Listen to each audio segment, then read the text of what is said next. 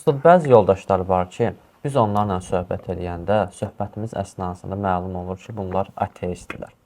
Son zamanlarda müşahidə edirik ki, cavanlar arasında ateizm bir qədər yayılıb.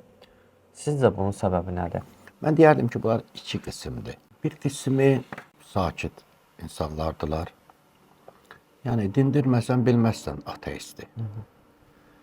İnanmır sadəcə olaraq.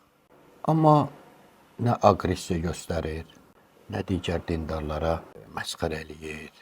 Sadəcə olaraq inanmır. Mən deyərdim ki, bunlar sadəcə olaraq həqiqəti tapmayıblar. Həqiqəti bunlara yetişməyib. Həqiqət yetişmədiyinə görə də deyir, mən ateistəm, mən inanmıram.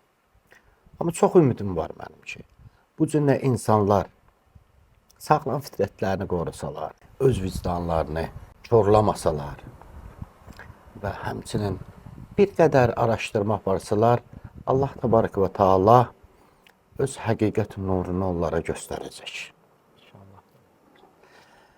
Və hətta onlar haqqında belə deyərəm. Mənim də qarşıma çıxıb onlardan görmüşəm mən. Hətta onlar haqqında deyərəm ki, onlar Tohidin yarısına artıq gəliblər.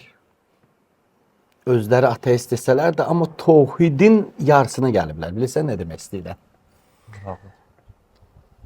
Kəlmə-i teyyibə nədir? Tohidin ilk kəlməsi nədir? La ilahə illallah. Onlar artıq la ilahəni gəliblər. Yəni, heç bir ilah yoxdur. İndi qalıb onlar illallahı tapmağa, təsdiqi tapmağa axtarsalar, yəni həqiqət axtarışı ilə axtarsalar, ümid edirəm onlar inanclı olacaqlar. Özü də o cür insanların dinə inancı başqalarından daha fərqlidir.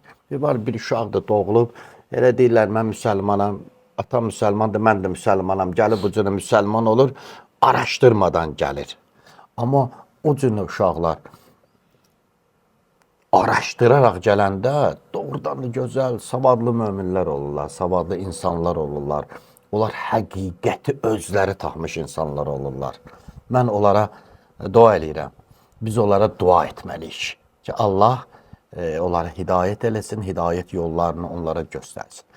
Amma ikinci formalar da var. Zahirdə onları heç ateist olduqlarını bilməzsən, heç ateist yəni də bəzən heç etiraf eləmirlər. Amma gəlir sosial şəbəkə.